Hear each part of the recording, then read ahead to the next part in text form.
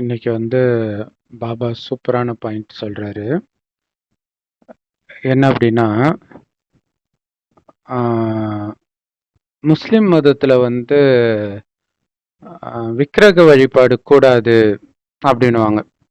நிறைய மதத்துல சொல்லுவாங்க. ஆனா இந்துக்கள் என்ன சொல்லுவாங்கன்னா, அது கரெக்டு தான், ஜோதி வழிபாடு தான் கரெக்டானது. ஆனா ஆரம்பத்துல விக்கிரகத்தை வச்சு தான் பண்ணணும் அப்படின்னு சொல்லுவாங்க. ஸோ பாபா என்ன இது எல்லாமே பாபா இங்க சொல்ற விஷயம்தான் அங்க வெளிப்படுது. அப்படி என்ன பாபா சொல்றாரு இங்க அப்படின்னு பாத்தீங்கன்னா, நீங்க தூங்கி எழுந்திரிச்ச உடனே உங்க கண்ணில் படுற மாதிரி லக்ஷ்மி நாராயணன் படத்தை வைங்கன்றார். ஏன்னா லக்ஷ்மி நாராயணன் படத்தை பார்க்கும்போது அந்த போதை வரும். ஏன்னா அது என்னோட போட்டோ, நான் அப்படி ஆகிட்டு இருக்கிறேன் அப்படின்ற அந்த போதை வரும். அதனால ஏந்திரிச்ச உடனே உங்க கண்ணுக்கு படுற இடத்துல வைங்கன்றாங்க. இதோடைய நினைவு பக்தி மார்க்கத்துல கூட எடுத்தோடனே சாமி போட்டோ, சிலர் தலகாணிக்கு அடியிலலாம் கூட வைப்பாங்க, சின்ன போட்டோ வச்சிருப்பாங்க. ஸோ நாம அந்த போதையை எழுப்புறதுக்காக லக்ஷ்மி நாராயணன் போட்டோ அல்லது பாபா போட்டோ, எது உங்களுக்கு போதையை கொடுக்குது, அல்லது சக்கரம் கூட வைக்கலாம். பட் ஆனால் லக்ஷ்மி நாராயணன் போட்டோன்னா அப்படி எடுத்த உடனே தெரியுது இல்லையா, அதனால உங்களுக்கு டக்குன்னு அந்த போதை வரும். ஸோ அடுத்தது பாபா சூப்பரா ஒன்று சொல்றாரு. கிறிஸ்தவ மதத்துக்கு ஈக்குவலான ஒரு விஷயம். கிறிஸ்தவ மதத்துல ரொம்ப ஃபேமஸான டைலாக் அப்பால போ சாத்தானே அப்படின்னு சொல்றது. இயேசு சொல்றாரு அப்பால போ சாத்தானேன்ட்டு. அதுக்கு ஈக்குவலா பாபா ஒன்று சொல்றாரு. என்ன சொல்றாருன்னா, கலியுகத்தை எட்டி உதைங்கன்றார். அதோடைய நினைவாதான் இறந்தாங்க அப்படின்னா, வீட்டை விட்டு பாடி எடுத்துட்டு போகும்போது தலை வீட்டை நோக்கி இருக்கும், கால் வெளியில இருக்கும். ஆனா சுடுகாட்டு கிட்ட போகும் பொழுது என்ன பண்ணுவாங்கன்னா, அதை திருப்புவாங்க. அந்த உடம்பை திருப்பி தலை சுடுகாட்டு பக்கமும் கால் வெளி பக்கமும் இருக்கிற மாதிரி மாத்திடுவாங்க. ஏன் அப்படி மாத்துறாங்க அப்படின்னா, அதுல மிகப்பெரிய ரகசியம் இருக்குது. இந்த கலியுகத்தை, அந்த கால் இருக்குதுன்னா என்ன அர்த்தம்னா, எட்டி உதைக்கிறேன் நான், எனக்கு இந்த உறவுகளும் தேவையில்ல, ஒன்றும் தேவையில்ல, போங்கடா அப்படின்ட்டு போறேன்னு அர்த்தம் அது. ஆனா அந்த ஆத்மா அந்த வைராக்கியத்தோட போறது கிடையாது. பட் நாம உயிரோட்டமா அப்படி இருக்கணும். அதனாலதான் பிரம்மகுமாரிகளுடைய அந்த கிருஷ்ணர் குழந்தையா இருக்கிற போட்டோல பாத்தீங்கன்னா, கால் கலியுகத்தை எட்டி உதைக்கிற மாதிரி, கையில சத்தியுகத்தை பாக்குற மாதிரி இருக்கும். ஸோ அது ரொம்ப சூப்பரான விஷயம். கலியுகத்தை எட்டி உதைங்க அப்படின்னு சொல்றார். ஸோ அப்பதான் நான் தூய்மையா இருக்கணும், இனிமையா இருக்கணும்னு தோணும். ஏன்னா இதெல்லாம் கலியுகத்தின் குணம் கிடையாது. அப்ப கலியுகத்தின் குணம் தூய்மையா இருக்க மாட்டாங்க, இனிமையா இருக்க மாட்டாங்க. ஆனா நான் தூய்மையா தான் இருப்பேன், இனிமையா தான் இருப்பேன். அதுக்கு தடையா இருக்கிற கலியுகத்துக்கும் எனக்கு சம்பந்தம் கிடையாது. எட்டி உதைக்கிறேன் அப்படின்னு நினைங்கன்றார். ஏன்னா அப்பால போ சாத்தானேன்னா போயிடுமா, அது போகாது, எட்டி உதைங்கன்றார் பாபா. சூப்பர் இல்ல? சோ எந்த அளவுக்கு போதையோட புரிய வைக்கிறீங்களோ இந்த ஞானத்தை மற்றவங்களுக்கு, அந்த அளவுக்கு அவங்க ஆத்மால போய் இது உட்காரும், அந்த போதையோட புரிய வைக்கும்போது.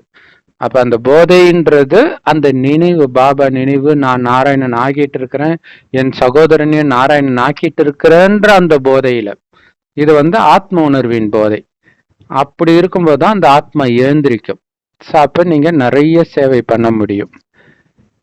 அடுத்தது பாபா சொல்றாரு, பாபா கிட்ட இருந்து நமக்கு என்னென்ன கஜானா கிடைச்சிருக்குது. மெயினா ஞானம் கிடைக்குது. அந்த ஞானத்தின் மூலமாக சக்தி கிடைக்குது, குணம் கிடைக்குது, நினைவின் மூலமாகவும் சக்தி கிடைக்குது. இதை எல்லாத்தையும் நீங்க சிந்தனை பண்ணிக்கிட்டே இருக்கணும்ன்ற. ஆஹா, இதுக்கு முன்னாடி பாபா குழந்தை ஆகுறதுக்கு முன்னாடி நான் எப்படி இருந்தேன், கலியுகவாசிகள் மாதிரி இருந்தேன். ஆனா நான் இப்ப எந்த அளவுக்கு சக்திசாலி ஆகி இருக்கிறேன். திரும்ப திரும்ப நினைவு பண்ண சொல்றாரு. பாபா சொன்னதை, இதோடைய நினைவு தான் பக்தி மார்க்கத்துல ஓம் நம சிவாய ஓம் நம சிவா சொல்லிக்கிட்டே இருப்பாங்க. ஸ்ரீராம ஜெயம் ஸ்ரீராம ஜெயம்னு சொல்லுவாங்க, நமோ நாராயணா திரும்ப திரும்ப சொல்லிக்கிட்டு இருப்பாங்க. சிலர் எழுதெல்லாம் செய்வாங்க. இது எல்லாமே இப்ப நம்ம இந்த ஞானத்தை சிந்தனை திரும்ப திரும்ப பண்றதுடைய நினைவு. அதை பண்ணதான் உங்களுக்கு போதை வரும். அதான் ஸ்வமானத்துல இருக்கிறதுன்னு சொல்றாரு இல்லையா. நான் கலியுகத்தை எட்டி உதைக்கிறவன்டா அப்படின்னு நீங்க திரும்ப திரும்ப அந்த ஒரு வைராக்கியத்தோட சொன்னீங்கன்னாலே அந்த பலகீனம் உங்களை விட்டு போயிடும். பலகீனத்தை எட்டி உதைக்கிறீங்கன்னு அர்த்தம். அப்ப போதை அதிகரிக்கும் இல்லையா. இந்த உலகமே எதுக்கு மயங்கி கிடக்குதோ அதை நான் எட்டி உதைக்கிறேன்றது எவ்வளவு பெரிய போதை. சோ அந்த போதை அதிகரிக்கணும். அதுக்கு ஸ்வமானத்தின் போதையில இருக்கணும். அப்படி ஸ்வமானத்தின் போதையில யாரு இருக்கிறாங்களோ அவங்கள இந்த உலகத்தின் கவர்ச்சி இழுக்காது. கவர்ச்சி மட்டும் இல்ல, இந்த உலகத்தின் துக்கமும் இழுக்காதுன்றார் இல்லையா. அந்த உலகத்துடைய துக்கம் பிடிச்சி இழுக்குது இல்லையா. பலவிதமான துக்கம் வருது, நோய் வருது, திடீர்னு டெத்து வருது. சோ அந்த கஷ்டம் கூட உங்களை ஒண்ணுமே பண்ணாதுன்றார். நான் கடவுளுடைய குழந்தை, கடவுளுக்கு மட்டுமே சொந்தமானவன் அப்படின்ற போதை இருக்கும்போது யாரு என்ன பண்ண முடியும் உங்களை இல்லையா. சோ அதனாலதான் அந்த போதையில இருக்கணும் அப்படின்னு பாபா சொல்றார். அப்படி போதையில இருக்கும்போது உங்களை யாருமே யாரு சொல்ற புகழ்ச்சியும் உங்களை மயங்காது. அதாவது உங்களை பிரேஸ் பண்ணாலும் உங்களுக்கு பிரச்சனை இல்லை, உங்களை இன்சல்ட் பண்ணாலும் உங்களுக்கு பிரச்சனை கிடையாது. அப்ப அந்த சமானத்தின் போதை, பாபா கொடுக்கிற அந்த ஞானம் தான் உங்களுக்கு போதை கொடுக்கணும்.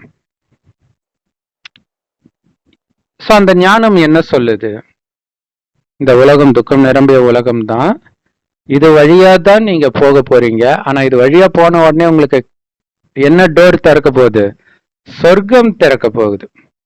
அந்த போதை இதுல வர்ற கஷ்டத்தெல்லாம் திரும்பி கூட நீங்க பார்க்க மாட்டீங்க, போயிட்டே இருப்பீங்க. அது பாட்டுக்கு நடந்துட்டு இருக்குது, நான் சொர்க்கத்துக்கு போயிட்டு இருக்கிறேன், அந்த சந்தோஷத்துல இருப்பீங்க இல்லையா. ஒருத்தர் பஸ்ல தனக்கு பிடிச்ச ஒரு இடத்துக்கு போறாரு அப்படின்னா, பஸ்ல போகும்போது ஒருத்தங்க வழியில நின்றுட்டு இருக்கிறவங்க கண்ணா பின்னான்னு உங்களை திட்டுறான், வண்டி நிறுத்துங்கன்னு சொல்லி அவங்க கூட போய் சண்டையா போடுவீங்க. நீங்க போற போதையில இருப்பீங்க இல்லையா. அந்த மாதிரி போதையில இருக்கணும்ன்றார். அதனால இதெல்லாம் தாண்டி தான் போகணும். இதோடைய நினைவு தான் சீதை அந்த அக்னி பரீட்சை நெருப்புல நடக்க சொல்றாரு இல்லையா ராமரு. ஏன்னா இந்த பாதை அப்படி இருக்கும், ஆனா நம்ம சந்தோஷமா போவோம். அதனாலதான் இந்து மதத்துல தீ மீதி திருவிழா அப்படின்னு நெருப்பு மேல நடப்பாங்க. பொள்ளாச்சியில ரொம்ப ஃபேமஸ் அது. அப்படியே கனகன கனகனன்ட்டு ஒரு 2 அடிக்கு நெருப்பு எரிய வச்சிருப்பாங்க, அது மேல நடப்பாங்க. அப்ப என்னன்னா, நாம இப்ப நடந்து போற பாதை இது. ஏன்னா அதுல நடக்கிறது கொஞ்ச நேரத்து வழி தான், இது வாழ்க்கை ஃபுல்லா இருக்கும். ஆனா வாழ்க்கை ஃபுல்லா வழி இல்லாம போவீங்க. அதுக்குதான் பாபா என்ன சொல்றாருன்னா, என் குழந்தை கஷ்டப்பட வாய்ப்பே கிடையாதுன்றார். எப்பவுமே சந்தோஷமா சிரிச்ச முகத்தோட இருக்கும்ன்றார். எப்படி பாபா?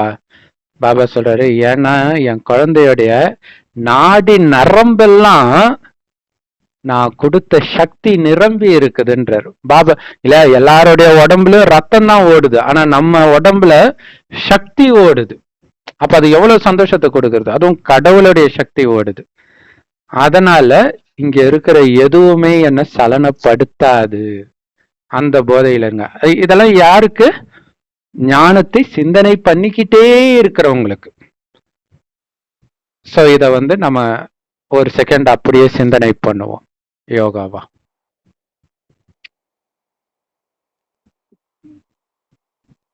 சோ பாபா நாராயணன் போட்டோ கூடவே வச்சிருக்க சொல்றாரு. குறைஞ்சபட்சம் ஆரம்பத்திலேயாவது, எப்பவுமே அது தேவைதான். அப்படி இல்ல வெளியில போற நேரத்துல மனசுல எதிர நாராயணனை வைங்க, அதான் லட்சியத்தை எதிர வைங்கன்ற. அப்படின்னு நான் அந்த நாராயணனை பார்த்துக்கிட்டே இருக்கிறேன். அந்த உடம்பு எனக்காகவே வெயிட் பண்ணுது, வா அப்படின்னு என்னுடைய ஆத்மாவை கூப்பிடுது. அந்த சந்தோஷம், ஏன்னா நாராயணன் உடம்புக்குள்ள போறேன்னா ஒட்டுமொத்த உலகத்துக்கு அதிபதி ஆகிறேன்னு அர்த்தம். இந்த 5000 வருடத்துல என்ன மாதிரி அழகானவன் கிடையாது, என்ன மாதிரி தெய்வீக குணம் நிரம்பியவன் கிடையாது, என்ன மாதிரி பணக்காரன் கிடையாது, என்ன மாதிரி பவர் உள்ளவன் கிடையாது. ஏன்னா உலகத்துக்கே ராஜா.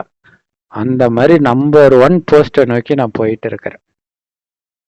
இது மட்டும்தான் என் கண்ணுக்கு தெரியணும், இது மட்டும்தான் என் மனசுக்கு தெரியணும், இதை மட்டும்தான் நான் சிந்தனை பண்ணிக்கிட்டே இருக்கணும்.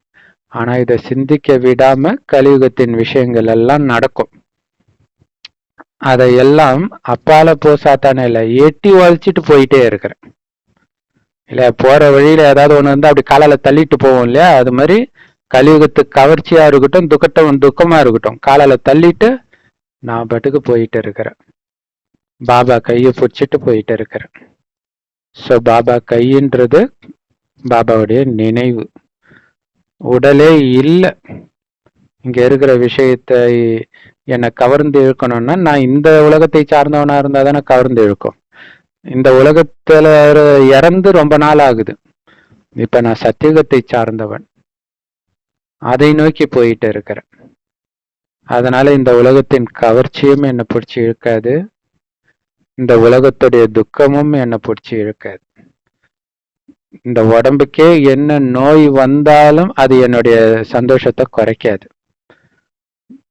நான் பாட்டுக்கு சொர்க்கத்துக்கு போயிட்டு இருக்கிறேன், அந்த போதையிலே இருக்கிறேன். கல்லும் முள்ளும் காலுக்கு மெத்தை அப்படின்னு சபரிமலைக்கு போறவங்க சொல்லிட்டு போறாங்க. இதோடைய நினைவு தான். மற்றவங்களுக்கெல்லாம் கல்லும் முள்ளும் குத்தும், ஆனா எனக்கு மெத்தையில நடக்கிற மாதிரி இருக்கும். அதாவது இந்த உலகத்தின் பிரச்சனைகள். ஏன்னா நான் செத்துட்டேன், இதை நான் பார்க்கவே இல்லை. பார்த்தாதானே பயம் வர்றதுக்கு. பார்க்கல, இவங்க சொல்ற எதுவுமே என் காதுலயும் உழல. நாராயணன் நீ தான் நாராயணன் கடவுள் சொல்லிட்டார். இதுக்கு மேல என்ன வேணும்? நீ எல்லாம் எப்படி நாராயணன் ஆக போறன்னு மத்தவங்க சொல்றத நான் எதுக்கு கேட்கணும்? என் மனசே சொன்னா கூட நான் ஏன் கேட்கணும்? ஏன்னா கடவுள் சொல்றார். அது மட்டும்தான் என் மைண்ட்ல ஓடிட்டு இருக்குது. அதனால நான் கலியுகத்தை திரும்பி கூட பார்க்க மாட்டேன். அதிவேகத்துல போயிட்டு இருக்கிறேன் சத்தியுகத்தை நோக்கி. போற வழியில என்ன நடந்தா எனக்கு என்ன? சத்தியுகத்துல இல்லாததா இந்த கலியுகத்துல இருக்குன்னு நான் திரும்பி பார்க்க போறேன்? அதனால சத்தியுகத்தை நோக்கி நான் போயிட்டு இருக்கிறேன். சத்தியுகத்தின் அந்த இனிமையான குணத்தை மனசுல ஆசைப்படுறேன். அந்த தூய்மையான பார்வைய மனசுல ஆசைப்படுறேன். ஏன்னா அதான் என்னுடைய பார்வை. அந்த இனிமையான வார்த்தை இருக்குதே, அதுதான் என்னுடைய வார்த்தை. இங்க இருக்கிறவங்க பேசுறத கேட்டோன்னா அவங்கள மாதிரி என் பாஷை மாறிடும். அதனால இதை கேட்க மாட்டேன். அங்க எப்படி பேசுவாங்க? பாபா பேசுற மாதிரி பேசுவாங்க. அப்ப பாபா பேசுறத நான் கேட்கறேன்ல, குல்ஜார் தாதி உடம்பு வழியா பேசுனதை கேட்டோம்ல, அதே மாதிரி அதுல அன்பும் இருக்கும், அந்த ராயல் தன்மையும் இருக்கும். இது மட்டும்தான் என் மைண்ட்ல 24 மணி நேரமும் ஓடிட்டு இருக்குது.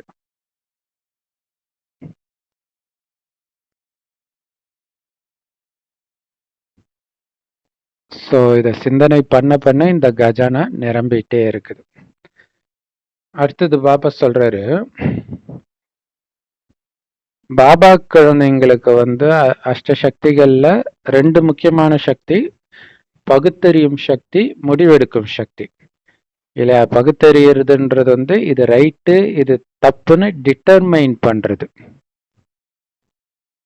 இல்லையா. So differentiate, determination. First differentiate பண்றோம் அல்லது டிஸ்கிரிமினேட் பண்றோம், ரைட் ஆர் ராங், இது பாபாவுடைய வழியா இல்லையான்ட்டு. பாபாவுடைய வழிதான்னு தெரிஞ்சிருச்சு, கண்ணை மூடிட்டு அதை ஃபாலோ பண்ணணும். அதான் டிட்டர்மினேஷன். இதை தான் பண்ணுவேன் டிட்டர்மைண்டா இருக்கிறது, உறுதியா இருக்கிறது. அதே மாதிரி இன்னொரு விஷயம், இது பாபாவுடைய வழி இல்லைன்னு தெரிஞ்சிச்சு, அதை பண்ணக்கூடாதுன்னு முடிவே எடுக்கணும், என்ன ஆனாலும் சரி. இதுதான் ரொம்ப முக்கியமான விஷயம்.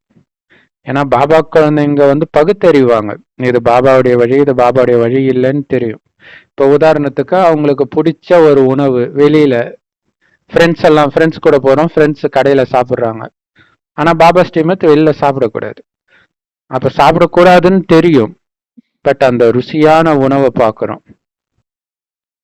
பாபா எப்பவுமே வெளியில இப்ப டிரைவர் எல்லாம் இருக்கிறாங்கன்னா அவங்க திருஷ்டி கொடுத்து சாப்பிட சொன்னாரு. அது அவங்களுக்கு மட்டும்தான்.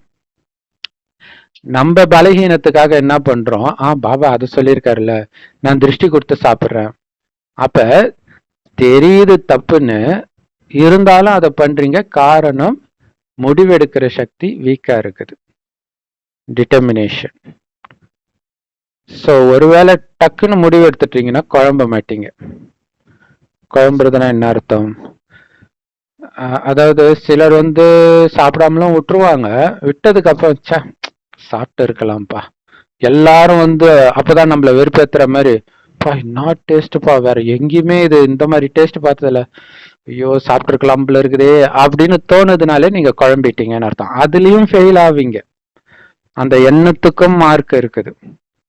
பாபா சொல்றார், ஒரு தப்பான எண்ணத்துக்கு 100 மடங்கு தண்டனைன்னு சொல்றார். அதையும் கவனம் கொடுக்கணும். அதையும் நாம இப்ப மைண்ட்ல ஆழமா பதிய வைக்கலாம்.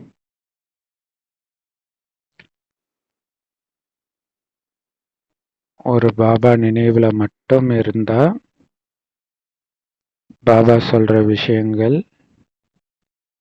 தானா மைண்ட்ல எமர்ஜ் ஆகும். அந்தந்த சிச்சுவேஷனுக்கு ஏற்ற மாதிரி என்ன ஸ்ரீமத்தோ அது ஞாபகம் வரும். அதை வச்சு இது தப்பா ரைட்டான்னு அந்த செகண்டே முடிவு எடுக்கணும். இப்போ உதாரணத்துக்கு ஒரு அழகான நபர் எதிர வராங்க, கிராஸ் பண்ணி போறாங்க. அந்த செகண்டே நம்ம எப்பவுமே பாபா குழந்தைன்றது ஞாபகம் இருக்கும்.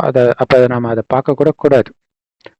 ஆனா மைண்டு ரொம்ப அழகா இருக்கிறாங்க, ஒரே ஒரு தடவை பார்த்தா என்ன, அது அவ்வளவு வேகமா அது வரும். அந்த ஒரு செகண்டே நான் பார்க்க மாட்டேன்னு நீங்க உறுதியா இருந்துட்டீங்கன்னா பிரச்சனை கிடையாது. சரி எப்படி இருக்கிறாங்க பார்ப்போமே அப்படின்னு நீங்க பார்க்க ஆரம்பிச்சிட்டீங்கனாலே முடிஞ்சு போச்சு. அடுத்தடுத்து விழுந்துடுவீங்க. அதுல உறுதியா இருக்கணும். பார்க்க கலியுகத்துல என்ன இருக்குது, ஏன்னா மகாலட்சுமியா இருக்கிறாங்க, எல்லாருமே சூர்பனகை, அரக்கிகள், ராவணன் மாதிரி அரக்கர்கள். இங்க பார்க்கறதுக்கு எதுவும் கிடையாது. அப்படி நான் உறுதியா இருக்கிறேன். அதனால் இதன் மூலமாக பாபாவை நான் சந்தோஷப்படுத்துறேன், கடவுளையே சந்தோஷப்படுத்திட்டேன். அவரை சந்தோஷப்படுத்துறதுனால தான் எனக்கு ஆஸ்தி கிடைக்குது. அதனால ஐயோ பார்த்துருக்கலாமே அந்த மாதிரி குழப்பமே வரல. அப்படி உறுதியா இருக்க போறேன். இன்னைக்கு இதை ஒரு ஹோம்ஒர்க்காவே பண்ண போறேன். அடுத்தது பாபா சொல்றாங்க, நீங்க பணிஞ்சு போறீங்க, அதாவது ஹம்பிளா இருக்கிறீங்கன்னா உலகம் என்ன சொல்லும் அல்லது உங்க மனசே என்ன சொல்லும்னா, இதுக்கு முன்னாடிலாம் நான் அதிகாரம் பண்ணும்போது நான் சொல்றதெல்லாம் கேட்டாங்க, இப்ப நான் பணிஞ்சு போறதுனால என்னை ஏமாத்துறாங்க, என்னை இழிச்சவாயன்னு நினைக்கிறாங்கன்னு உங்க மனசே சொல்லும். பாபா சொல்றாரு, அப்படி நினைக்காதீங்க. இப்ப நீங்க பணிஞ்சு போறதுனால எதை வேணாலும் இழக்கலாம். ஆனா இந்த பணிஞ்சு போற, அதாவது ஹம்பிளா இருக்கிற குணம் உங்களுக்கு அதிகமாக அதிகமாக சொர்க்கத்துல உயர்ந்த பதவி கிடைக்குது. அப்ப நீங்க அதை சேர்த்துட்டு இருக்கிறீங்க.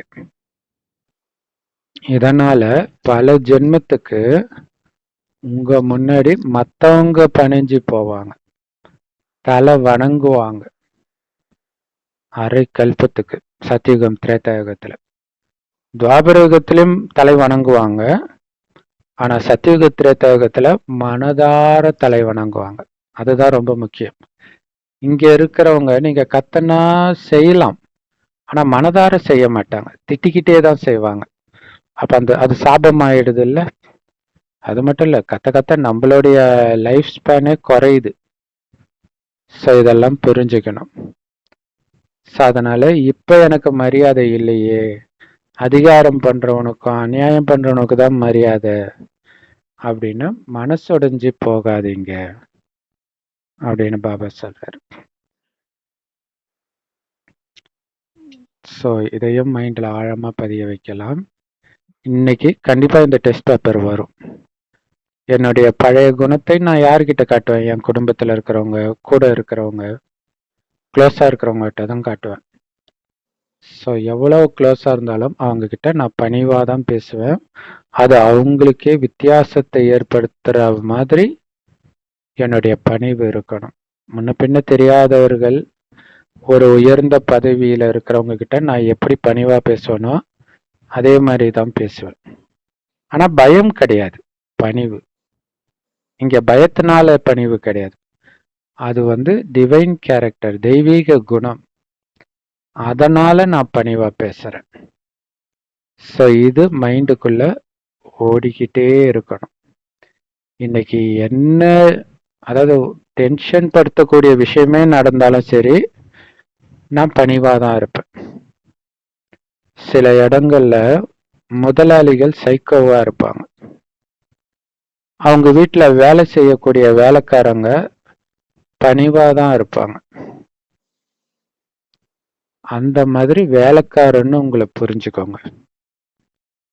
இல்லையா? பாபா சொல்றாரு, நான் உங்களுடைய அடிமைன்னு. அப்ப பாபாவே அடிமைனா அவருடைய குழந்தை நாமளும் அடிமை தானே. அப்ப நம்ம பணிவா தானே இருக்கணும். அதனால இன்னைக்கு சேலஞ்சு, என்னால அதிகாரம் பண்ணக்கூடிய ஒருத்தர் எனக்கு டென்ஷன் படுத்தினாலும், அது கணவனா இருக்கலாம், மனைவியா இருக்கலாம், குழந்தையா இருக்கலாம், நீங்க வேலை பார்க்குற இடத்துல உங்களுக்கு கீழே வேலை பார்க்குறவங்களா இருக்கலாம். ஆனாலும் அவங்க கிட்ட அன்பா பணிவாதான் பேசுவேன் அப்படின்னு நான் பாபா கிட்ட சத்தியம் பண்றேன். இதே மாதிரி இருந்தேன்னா அப்படின்னு செக் பண்ணணும். நைட்டு பாபாவுக்கு சார்ட் எழுதணும். அவங்க எப்படி வேணாலும் இருக்கட்டும், எனக்கு மரியாதை கொடுக்கலன்னா அவங்களுக்கு தான் நஷ்டமாகுது, எனக்கு பிரச்சனை கிடையாது. எனக்கு பதவி அதிகமாயிட்டு தான் இருக்குது. அதனால அந்த மரியாதை, அல்பகால மரியாதை பற்றி கவலை இல்லை. இது என்னுடைய குணம். இதை நான் விட மாட்டேன். ஏன்னா இதை எனக்கு கற்றுக் கொடுக்கிறவர் உலகத்திலேயே மிகப்பெரிய புத்திசாலியாகிய கடவுள்.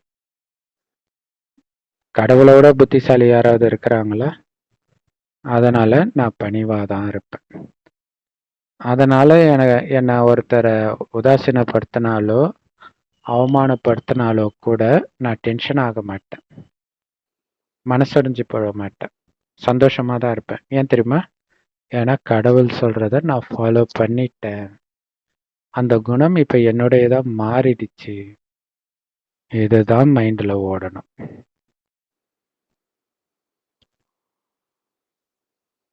ஸோ அடுத்தது ரொம்ப முக்கியமான விஷயம் பாபா சொல்றாரு, பக்தி மார்க்கத்தின் விஷயங்கள் எல்லாம் முடிஞ்சிச்சு. இல்ல, பக்தி மார்க்கத்துல என்ன பண்ணுவோம்? பாவம் பண்ணுவோம், தண்டனை வரும்போது கடவுள்கிட்ட போய் அழுவோம். இங்க கடவுள் சொல்றாரு, நீங்க செய்யற கர்மத்துக்கான பலனை நீங்க தான் அனுபவிக்கணும், அதுல நான் தலையிடுறது கிடையாது. ஆனா பாவம் எது புண்ணியம் எதுன்னு இவ்வளவு நாள் தெரியாம பண்ணீங்க. இப்ப நான் உங்களுக்கு தெளிவா சொல்றேன். கலியுகத்துல, அதாவது நான் கலியுகத்தை சார்ந்தவன் நினைச்சு நீங்க பண்ற எல்லாமே பாவம்தான். அதனால நான் கலியுகத்துல இருந்து விலகி வந்துட்டேன், சங்கமிகவாசி அப்படிங்கிறது மைண்ட்ல இருக்கணும். சங்கம யுகம்னா என்ன அர்த்தம்? கலியுகத்தை எட்டி உதைத்தவன், கலியுகத்துக்கு நெருப்பு வைத்தவன் அர்த்தம். அதனாலதான் சிவனை கூட வெட்டியான்னு சொல்லுவாங்க. அகோரிகள் சுடுகாட்டுல இருப்பாங்க இல்லையா? அப்ப கலியுகமே சுடுகாடு, அதுக்கு நான் நெருப்பு வச்சுட்டேன்னு அர்த்தம். அப்ப பணத்து மேல யாராவது ஆசைப்படுவாங்களா? எவ்வளவு அழகா இருந்தாலும். அந்த மாதிரி கலியுகத்துல இருக்கிறவங்களும் பிணம்ன்ற எல்லா உறவுகளும் செத்துட்டாங்க, நானும் செத்துட்டேன். அதனால இந்த தேகம் உட்பட எல்லா தேக உறவுகளையும் நான் விட்டுட்டேன், வெறும் ஆத்மா நான் புரிஞ்சுக்கிட்டேன். இதுக்கு பேர் தான் எல்லையற்ற வைராக்கிய உணர்வு. ஏன் இப்ப இது இருக்கணும்? பாபா சொல்றாரு, ஏன்னா வெறும் ஆத்மாதான் பரந்தாமத்துல இருந்து கீழே வந்துச்சு. வெறும் ஆத்மாதான் இப்ப பூமியில இருந்து மேலையும் போகணும். அதுக்காக தான் ஆத்மான உணர. ஆத்மா மேல இருந்து வரும்பொழுது எந்த ஞாபகமும் இல்லாம தான் வந்தது. அதே மாதிரி எந்த ஞாபகமும் இல்லாம போறதுக்காகத்தான் பாபாவை நினைத்து நினைத்து நினைத்து அனைத்தையும் மறக்கிறேன். அததான் பாபா தனியாதான் வந்தீங்க, தனியாதான் போகணும்னு சொல்றார். இத சினிமா பாட்டுல கூட கையில் என்ன கொண்டு வந்தோம் கொண்டு செல்ல அப்படின்னு வரும். இன்னொரு விஷயம், இந்த பழைய உலகம் அழிய போகுது, கன்ஃபார்மா தெரிஞ்சிடுச்சு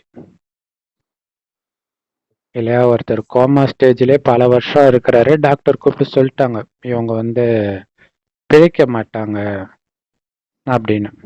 அப்ப ஆல்ரெடி நம்ம மனசுல அவங்க செத்துட்டாங்கன்னே நினைச்சிடும். டாக்டர் செத்துட்டாங்கன்னு சொன்னா அது நமக்கு எந்த விதமான ஷாக்கையும் கொடுக்காது. ஆனா சில சமயம் அப்படிப்பட்டவர்கள் பிழைக்கலாம், டாக்டர் சொல்றது தப்பாகலாம். ஆனா இங்க சொல்றது கடவுள், தப்பாக வாய்ப்பே கிடையாது. அவர் சொல்றார், இந்த பழைய உலகமே அழிய போகுது, நாம எல்லாரும் இப்ப புது உலகத்துக்கு போகணும்.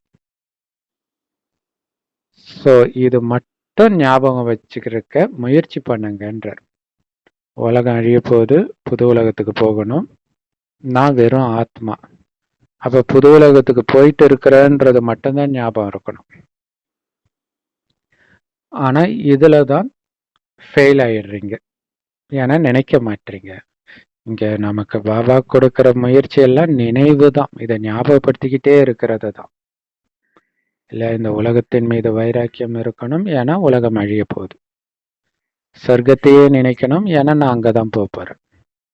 உடலையே மறக்கணும், ஏன்னா உடல் அழிய போகுது. அதனால வெறும் ஆத்மான்னு உணர்ந்து பரந்தாமத்துக்கு போயிட்டு இருக்கிறேன், அங்கிருந்து சொர்க்கத்துக்கு போயிட்டு இருக்கிறேன். அப்ப ரெண்டுத்துக்கும் போகணும்னா தூய்மை ஆகணும். அது பாபாவை மட்டும் நினைவு பண்ணாதான் அந்த சக்தி நமக்கு வரும். அதை நாம பயிற்சி பண்ணலாம்.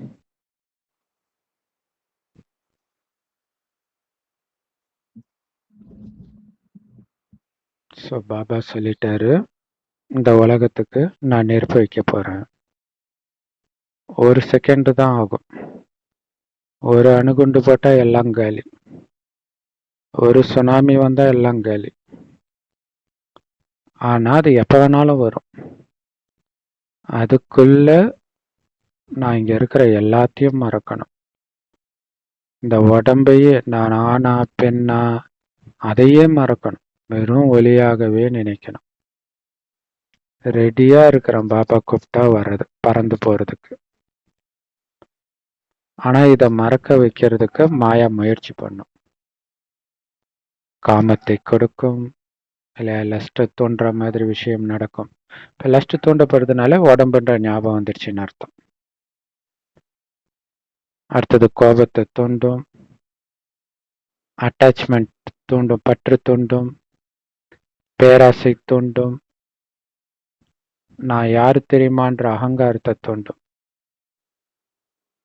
இதெல்லாம் உடம்புன்ற உணர்வுனால வர்றது.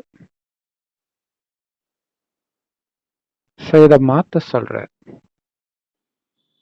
காமம் அந்த எண்ணம் வந்துச்சுன்னா சுப காம்னாவா மாத்திடுங்கன்ற. அதாவது சுபமான எண்ணம், குட் விஷஸ். ஏன்னா காமம் தன்னைத்தானே அழிச்சு மற்றவங்களையும் அழிக்கக்கூடிய விஷயம். அது டபுள் எஜ்டு ஸ்வாட். அது பிடிச்சிட்டு இருக்கிறவனையும் கொன்னுடும், எதிர இருக்கிறவனையும் கொன்னுடும். அதனால இது இருக்கக்கூடாது. நானும் காமத்துல எரிய மாட்டேன், மற்றவங்களையும் எரிய விட மாட்டேன். அந்த சகோதர ஆத்மா எரியக்கூடாது. நான் ஃபுல் ஆத்ம உணர்வுல இருந்தா அந்த ஆத்மாவுக்கும் ஆத்ம உணர்வு, சொல் கான்சியஸ் வரும். அந்த ஆத்மாவும் சொர்க்கத்துக்கு வரும். அது மட்டும் இல்லாம அந்த ஆத்மா எவ்வளவு வீக்கான ஆத்மாவா இருந்தாலும் நான் இவ்வளோ பவர்ஃபுல்லா இருக்கிறத பார்த்து அந்த ஆத்மாவுக்கும் வைராக்கியம் வரும். இப்ப நான் மட்டும் என்ன வீக்கான சோலா, அப்படின்ற எண்ணம் வரும். அது நல்ல விஷயம் தானே. அதை தான் நான் பண்ண போறேன். ஸோ அதே மாதிரி நீ எல்லாம் என்னத்த பண்ண அப்படின்னு நக்கல் அடிக்கிற மாதிரி யாரையாவது நம்ம தொடர்புல இந்த டிராமா எடுத்துட்டு வரும். ஏன்னா நான் யார் தெரியுமான்ற அகங்காரத்தை தூண்டுறதுக்காக. பாபா சொல்றார், நான் யாருன்ற எண்ணம் வந்துச்சுன்னா நான் அமைதியான ஆத்மான்னு நினைங்க. நான் இதை சாதிச்சேன் அதை சாதிச்சேன் அதெல்லாம் விட்டுருங்க. நான் அமைதியான ஆத்மா, சொர்க்கத்துக்கு போயிட்டு இருக்கிறேன், உடம்பே கிடையாது. அப்புறம் எதுக்கு அகங்காரம், எதுக்கு ஈகோ அப்படின்னு சொல்ற. கோபம் ஏன் வரும்? நான் நினைச்சது நடக்கலன்னா கோபம் வரும். பாபா சொல்றாரு, நான் நினைச்சதே நடக்காது, நீங்க நினைச்சது எப்படி நடக்கும்? பாபாவுக்கு ஆசை தான் எல்லாரையும் சொர்க்கத்துக்கு அழைச்சிட்டு போகணும், எல்லாரையும் நாராயணன் ஆக்கணும்னு. ஸோ எல்லாரும் முதல்ல இந்த ஞானத்தை கேட்கறது இல்லை. கேட்குற எல்லாரும் நாராயணன் ஆகிற அளவுக்கு முயற்சியும் பண்ணலை. ஏன்னா ட்ராமாவில் என்ன ஃபிக்ஸ் ஆகிருக்கோ அதுதான் நடக்கும். அப்போ எதுக்கு கோபப்படணும்? அப்புறம் பற்று, அட்டாச்மெண்ட். எதுக்கு பற்று? எல்லாரும் இந்த உடம்பை விட்டுட்டு இதை விட நல்ல உடம்பு சொர்க்கத்தில் எடுக்க போகிறாங்க. அப்போ அதை நினச்சி சந்தோஷம் தானே படணும். அப்போ இந்த உடம்பை பார்க்க தான் உங்களுக்கு பற்று வரும். அதனால்தான் ஆத்மாவை பாருங்க, அந்த ஆத்மா சொர்க்கத்துக்கு போகுது, போயிட்டு இருக்குது, அது மட்டும்தான் பார்க்கணும். அந்த உடம்பு என்ன, அந்த உடம்பு இப்போ எனக்கு என்ன ரிலேஷன், அதை எடுத்துட்டே வராதிங்க மைண்டில்ன்ற. அது ஒரு ரேஸ்ல இருக்குது. எல்லா ஆத்மாவும் ரேஸ் ஓடுது சொர்க்கத்தை நோக்கி. ஸோ தனியா ஆத்மா எப்படி வந்து அவ்வளோ பியூரா வந்ததோ, பிளிஸ்ஃபுல்லா வந்ததோ, பீஸ்ஃபுல்லா வந்ததோ, அதே மாதிரி அமைதியா ஆனந்தமா ஆத்மா போகணும். இல்ல மேல இருந்து கீழே வரும்போது அழுதுட்டு வரல, சந்தோஷமா வந்தது. அதே மாதிரி சந்தோஷமா போகணும். ஏன்னா இது துக்கம் நிரம்பிய உலகம், இங்கேருந்து தப்பிக்கிறதே சந்தோஷம்தான். போக போறதோ சுகம் நிரம்பிய உலகம். அப்ப எவ்வளவு சந்தோஷம், டபுள் சந்தோஷம் இருக்கணும். ஸோ இதெல்லாம் எப்ப சாத்தியம்? இதை வந்து சிந்தனை பண்ணிக்கிட்டே இருந்தாதான் சாத்தியம். ஸோ இதை நினைக்க விடாம மாயா தடுக்குது. பழைய உலகம் அழிய போது, நான் புது உலகத்துக்கு போறேன். இது சதா மைண்ட்ல இருந்துகிட்டே இருக்கணும். இல்ல பழைய உலகத்துக்கு நெருப்பு வைக்கிறேன், புது உலகத்துக்கு போறேன். இதேதான் சிந்தனையா இருக்கணும் எப்பவுமே. இப்போ ஒருத்தர் அழகானவங்களை பாக்குறீங்கன்னா புத்தினால அவங்களுக்கு நெருப்பு வைங்க. அப்ப என்ன ஆயிடும்? உடம்பு எரிஞ்சிடும். மீதி என்ன இருக்கும்? ஆத்மா தான் இருக்கும். ஆத்மா எரியாது. அப்ப தானா ஆத்மாவை தானே பார்ப்பீங்க. ஸோ இது ஒரு சூப்பரான பயிற்சி இது. ஸோ இதுதான் ராமாயணத்துல அடிக்கடி நிறைய பேர் அப்படி எரியிற மாதிரி எல்லாம் காட்டுவாங்க.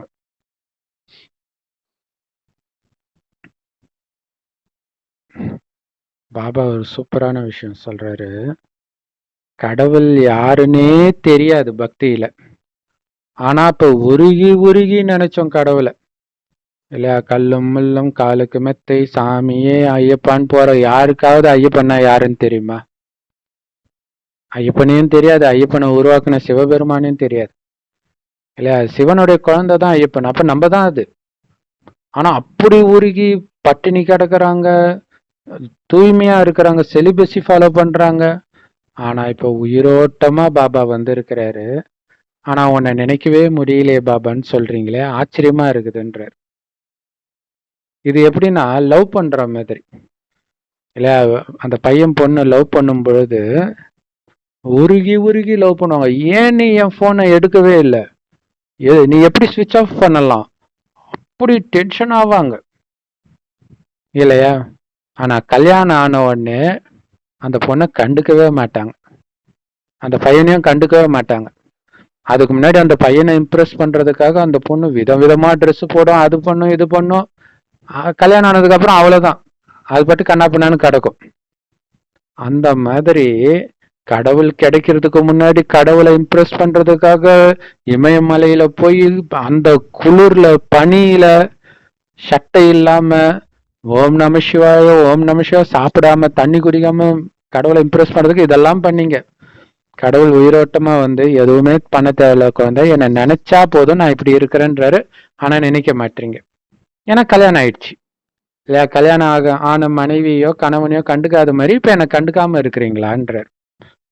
எவ்வளவு சூப்பரா சொல்றாரு இல்லையா? ஏன்னா இதுல இன்னொரு விஷயமும் சொல்றாரு. இப்ப லௌகீகத்துல மனைவி வந்து கணவனை மறக்கிறது கிடையாது. அவ அன்பு செலுத்துறா செலுத்தல, பட் ஆனா மறக்க மாட்டா, எப்பவுமே ஞாபகம் இருக்கும். அதே மாதிரி அப்பாவையும் நம்ம மறக்க மாட்டோம். அவர் நல்ல அப்பாவோ கெட்ட அப்பாவோ லௌகீக அப்பாவோ மறக்க மாட்டோம். ஆனா இவரு என்ன மாதிரி கணவன் பாபா இல்ல, கிறிஸ்தவர்கள் மணவாளன் அப்படின்னு தான் கடவுளை சொல்லுவாங்க.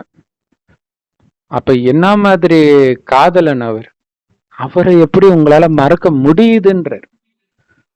உலகத்தையே உங்க காலடியில கொடுக்கிறார் இல்லையா? அதாவது ஒரு துல்லாத மனமும் துள்ளுன்ற ஒரு விஜய் படத்துல வந்து தொடு தொடு நிலவேன்னு ஒரு பாட்டு வரும். அதுல வந்து அந்த லவர் இம்ப்ரெஸ் பண்றதுக்காக நிறைய லைன் வரும், சூப்பரா இருக்கும். அதுல வந்து நான் நட்சத்திரத்தெல்லாம் எடுத்தாந்து உனக்கு வைப்பேன், வானவில்ல உனக்கு ஊஞ்சலாக்குவேன், அந்த மாதிரிலாம் சொல்லுவார். அது சும்மா வார்த்தையில சொல்லலாம், நிஜத்துல எதுவும் பண்ண போறதில்ல. ஆனா நிஜத்துல கடவுள் பண்றார், சொர்க்கத்துக்கு அதிபதி ஆக்குறார். அவரை எப்படி நீங்க மறக்கிறீங்கன்றார். அப்ப அவர் சொல்றதுல நிச்சய புத்தி இருந்துச்சுன்னா அதை நாம நினைவு பண்ணிக்கிட்டே இருப்போம். நினைக்க நினைக்கதான் இந்த போதை வரும். இதுதான் விஷயம். சொர்க்கத்தை ஏன் நினைக்க சொல்றாருன்னா, இந்த மாதிரி சொர்க்கத்தை நீ எனக்கு கொடுத்தியே பாபா, இல்ல ஒரு பிச்சைக்காரியாக இருந்த கலியுகத்துல இருந்த என்ன உலகத்துக்கே அதிபதி ஆக்கினியே பாபான்னு அந்த போதை இருக்கும். அந்த கணவனை மறக்க மாட்டீங்க, அந்த அப்பாவை மறக்க மாட்டீங்க, ஆனா அதை நினைக்க மாட்டீங்க, அதனாலதான் மறக்கிறீங்கன்ற. இது எவ்வளவு பெரிய விஷயம் இல்லையா? சோ இன்னொன்னு, பாபாவை நினைக்க நினைக்க அவரை மாதிரியே உங்களுடைய குணமும் மாறிடும்.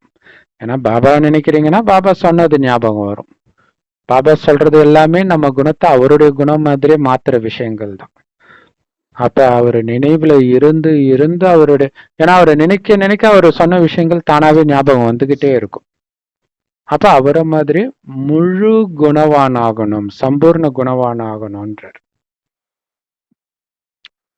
ஸோ இதை வந்து நாம பிராக்டிஸ் பண்ணலாம். பாபா, பக்தி மார்க்கத்துல உனக்காக நான் உயிரையும் விட துணிஞ்சேன், பட்டினி கிடந்த, பொண்டாட்டி பிள்ளையெல்லாம் விட்டுட்டு காட்டுக்கு வந்தேன், அப்படி உருகி உருகி உன்னை காதலிச்சேன். இப்ப உயிரோட்டமா வந்து நீ காதலிச்சது என்னதான் அப்படின்னு பாபாவே சொல்றார். ஆனா அது மைண்டுக்கு வரமாட்டேங்குது. அதனாலதான் நான் மறக்கிறேன் பாபா. துல்லாத மனம் துள்ளும் படத்துல எப்படி அந்த ஹீரோயின் கண்ணு தெரியாதப்பெல்லாம் விஜய் விழுந்து விழுந்து காதலிக்கிறாங்க, அந்த மாதிரி ஞானக்கண் இல்லாதப்பெல்லாம் உன்னை விழுந்து விழுந்து காதலிச்சேன்னா, இப்ப ஞானக்கண்ணு கிடைச்சிடுச்சு, ஆனா உன்னை நான் உதாசீனப்படுத்துறேனே, நான் எவ்வளவு நம்பிக்கை துரோகி பாபா. உலகத்திலே மிகப்பெரிய துரோகி நான் தான் பாபா. இனி ஒரு செகண்ட் கூட உன்னை மறக்க மாட்டேன் பாபா. நீ யாருன்னே தெரியாத போது விழுந்து விழுந்து உன்னை காதலிச்சேன். இப்போ உயிரோட்டமா வந்து உட்கார்ந்துட்டு இருக்கிற, உலக ராஜ்யத்தை அடையிறதுக்கான கல்வி கத்து கொடுக்கிற, அப்படிப்பட்ட உன்னை நான் மறக்கிறேனே பாபா. ஒரு செகண்டும் நான் இனி மறக்க போறது கிடையாது. உன்னை நினைக்க நினைக்கதான் அந்த அன்பே வரும். ஆனா லௌகீகத்துல அன்பு வந்தா நினைவு வரும். ஒரு அழகான பொண்ணை பார்த்தா அந்த பொண்ணை பத்தி எதுவுமே தெரியாது, பார்த்த உடனே அன்பு லவ் வந்துடும். அப்புறம் அந்த பொண்ணுடைய நினைவே வந்துட்டு இருக்கும். ஆனா இங்க அப்படி கிடையாது. பாபாவுக்கு உடம்பு கிடையாது. அதனால அவரையும் அவர் நமக்கு என்னென்னலாம் பண்றாருன்றத நினைக்க நினைக்க தான் அவர் மேல அன்பு லவ் வரும். ஸோ என்ன மாதிரி காதலன் பாபா? இந்த மாதிரி காதலனை எங்கேயாவது பார்த்துருக்கிறோமா? எல்லாத்தையும் எனக்கே கொடுக்கிறார். அந்த காதலன் அந்த பொண்ணு அழகா இருக்காளான்னு பார்ப்பான், பணக்காரியா இருக்கிறாளான்னு பார்ப்பான், நம்ம ஸ்டேட்டஸ்க்கு ஒத்து வருமா, நம்மள மாதிரி புத்திசாலியான்னு பார்ப்பான், தனக்கு என்ன யூஸ் ஆவான்னு பார்ப்பான், நல்ல குணம் இருக்குதான்னு பார்ப்பான். ஆனா இது எதுவுமே என்கிட்ட இல்லைன்னு தெரிஞ்சு என்ன லவ் பண்ணிய பாபா. நீ வரும்பொழுது இயேசு சொன்ன மாதிரி விபச்சார சந்ததியினரா ஆனும். கலியுகத்துல எல்லாருடைய பார்வையிலும் காமம் விபச்சாரம் தான் இருக்குது. அதை தெரிஞ்சே நீ எவ்வளவு இனிமையானவன் தெரியுமான்னு என்ன சொன்னியே பாபா. நான் எல்லாத்தையும் இழந்து பிச்சைக்காரனா இருக்கும் பொழுது நீ என்னுடைய மனைவின்னு சொன்னியே பாபா. எந்த விதத்திலயும் நான் உனக்கு தகுதியற்றவன்னு தெரிஞ்சும் உன்னை விட உயர்ந்தவன் யாருமே கிடையாது அப்படின்னு சொன்னியே பாபா. அப்படிப்பட்ட உன்னை நான் மறந்தேன்னா நான் எவ்வளவு நன்றி கெட்டவன், எவ்வளவு பெரிய முட்டாள் நான். என்னை எப்படி குழந்தை நீ மறக்கிறன்னு நீ கேட்கிற மாதிரி நான் நடந்துகிட்டேனே பாபா. அப்ப உன்னை நான் எதனால மறக்கிறேன் பாபா?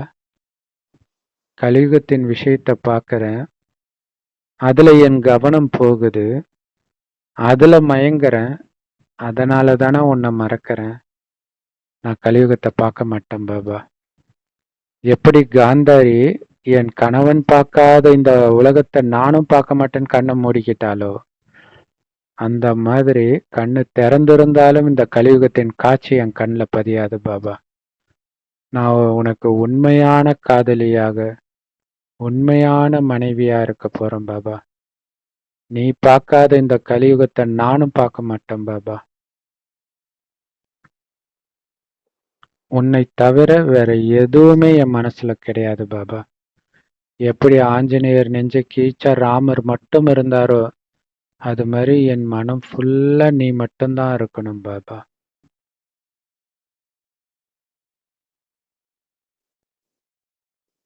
பாபாவை நினைக்கிறதுடைய நினைவாதான் பக்தி மார்க்கத்துல பொட்டு வைக்கிறாங்க. அதே மாதிரி ராமாயணத்துல சீதையும் பொட்டு வைக்கிறா. ஆனா ஆஞ்சநேயர் மட்டும் உடம்பெல்லாம் அந்த குங்குமத்தை எடுத்து பூசிக்கிறார். அப்படின்னு அர்த்தம் நினைவே உருவாக இருக்கிற. அதனாலதான் அவர் எந்த பொண்ணுடைய அழகுலயும் அவர் மயங்கல, சலனப்படல. பிரம்மச்சாரினா ஆஞ்சநேயர் தான் இன்னைய வரைக்கும் சொல்றாங்க. அந்த ஆஞ்சநேயரா நான் இருப்பேன் பாபா. இத பாபாவுக்கு நான் சத்தியம் பண்றேன்.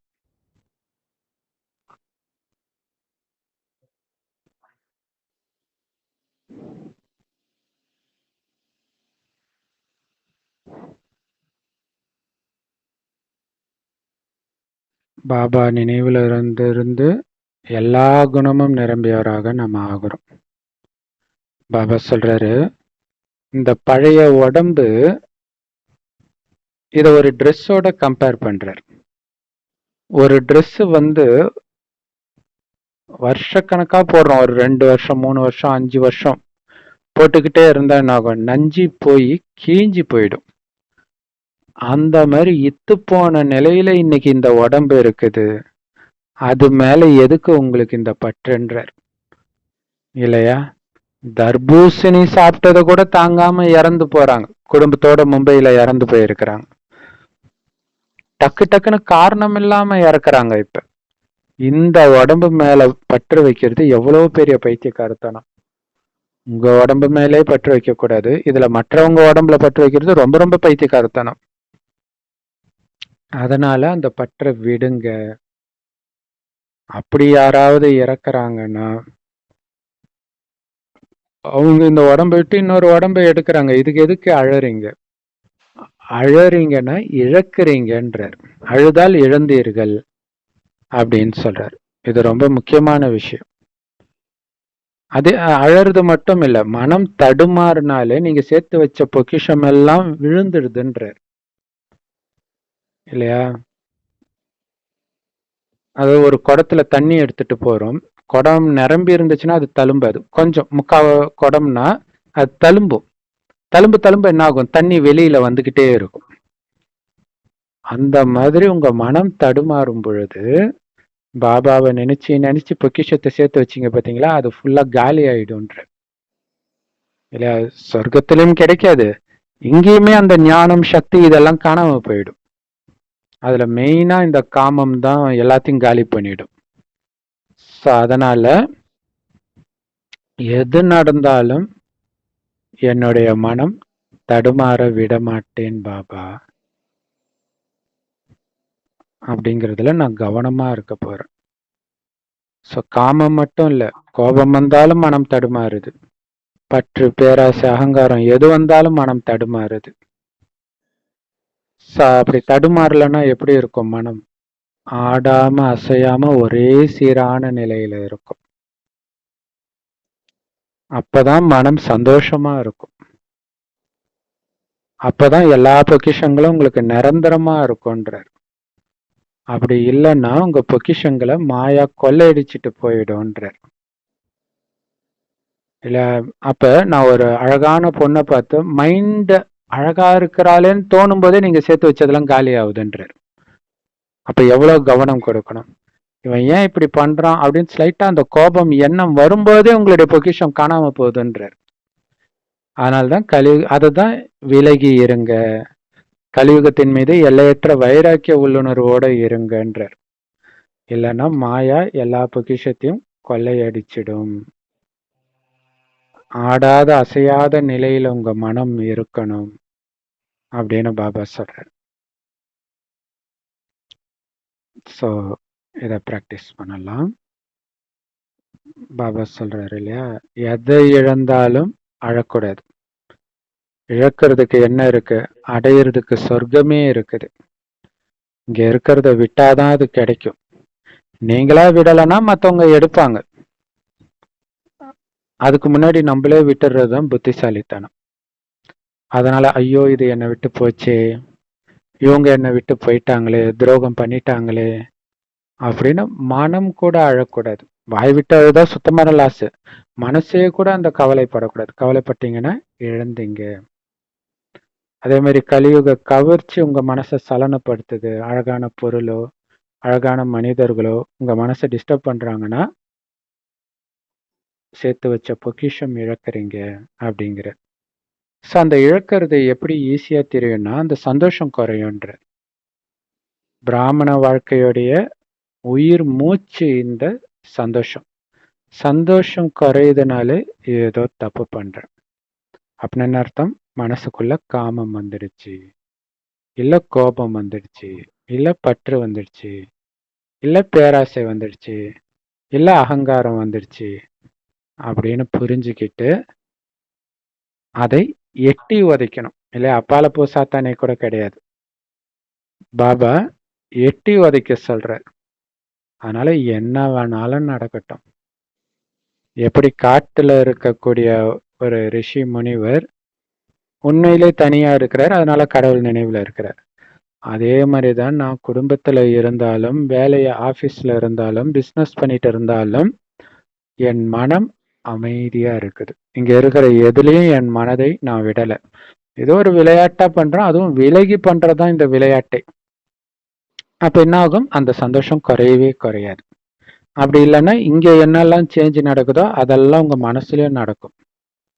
அப்ப எல்லாத்தையும் இழந்துடுவோம். ஸோ இதுல ரொம்ப கவனம் வைக்கணும்.